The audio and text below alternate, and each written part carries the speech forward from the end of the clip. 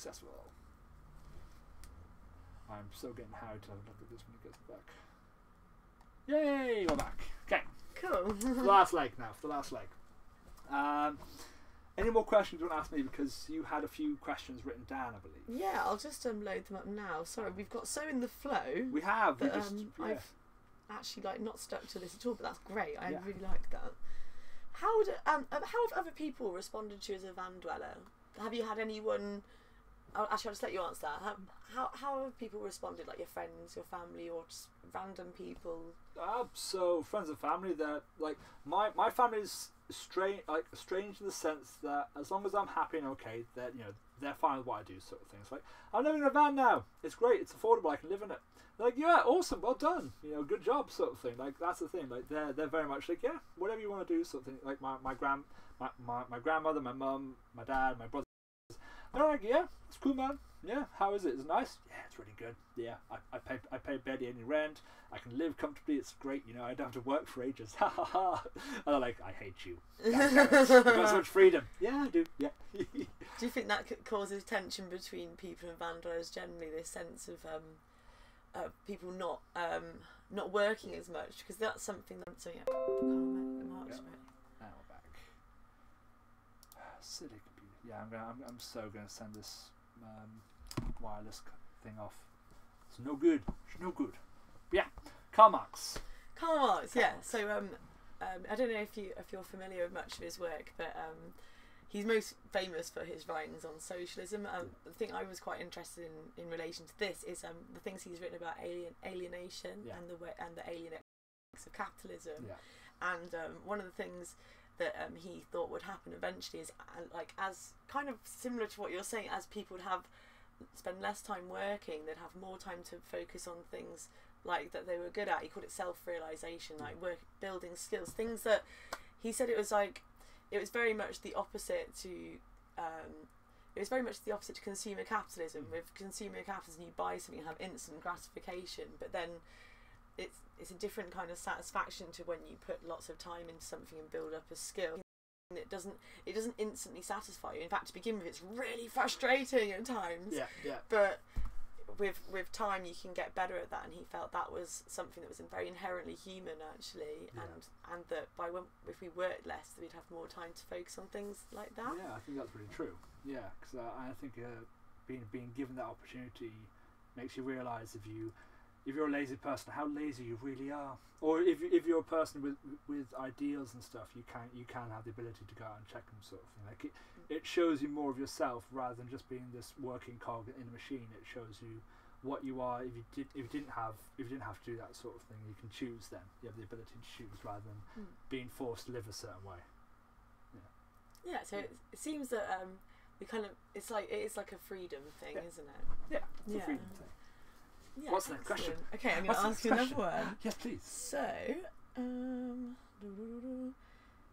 what we said about this. Have you actually lived on the street in a van before? I haven't. No, I didn't have. I got lucky because I came back from Glastonbury, and Paris was living at Yard Arts on the St Paul site. So I asked him, like, look, could you fit me in? And he could, and he put me up for 6 months. So I was very lucky not to have to. Well, I feel like I was lucky not to have to live on the streets, because I've heard of issues that people living on the streets, like people breaking into caravans, stealing people's stuff. Like I have a mutual friend of mine in Paris's, who got a caravan, and he came back one day and someone had broken through one of the windows and taken some of his stuff, and it made him feel insecure then, because he brought it up, but it's that feeling of someone coming into your home and breaking into your home, sort of thing. Just the same as having a house. Someone's invaded your place, your place of privacy. Yeah, it's very intrusive, isn't it? Yeah. And there's also been issues, like I've heard a friend of mine who lived in a house, but she had she saw caravans parked up. One of the caravans being set on fire by youths and stuff like that as well. Oh wow, yeah, that's really quite a serious attack, isn't it? It's an issue with certain areas where people will set stuff on fire, like caravans especially, just because they can. Like no real reason behind it, just because they can set it on fire, sort of thing. Wow. Yeah. So you think that it's not so much a hate crime; it's more just people being destructive? I think it's a bit of both. I think it depends on the person doing it, but I think there's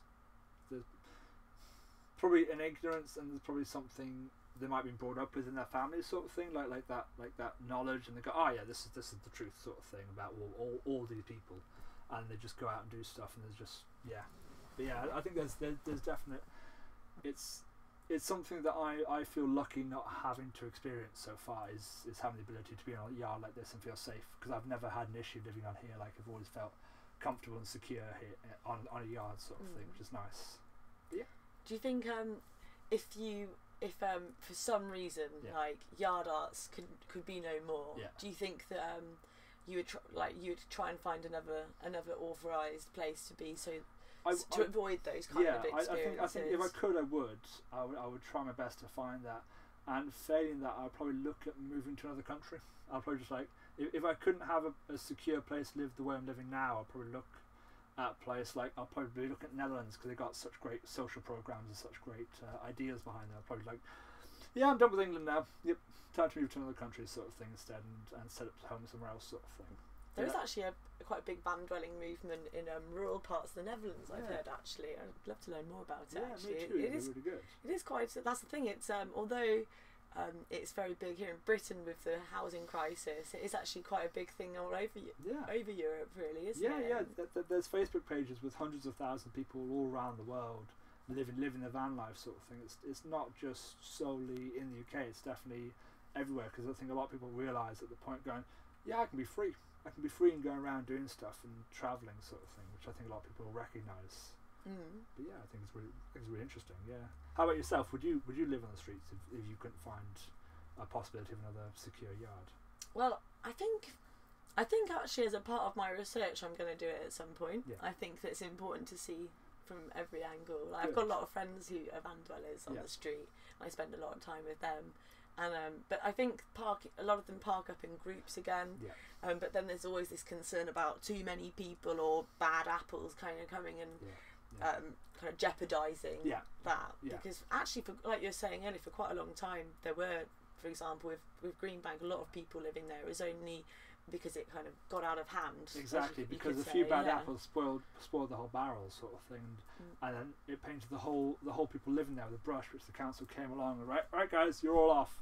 But a lot of them haven't done anything. Like, we're just here peacefully living like we have for years, sort of thing, which is a real shame.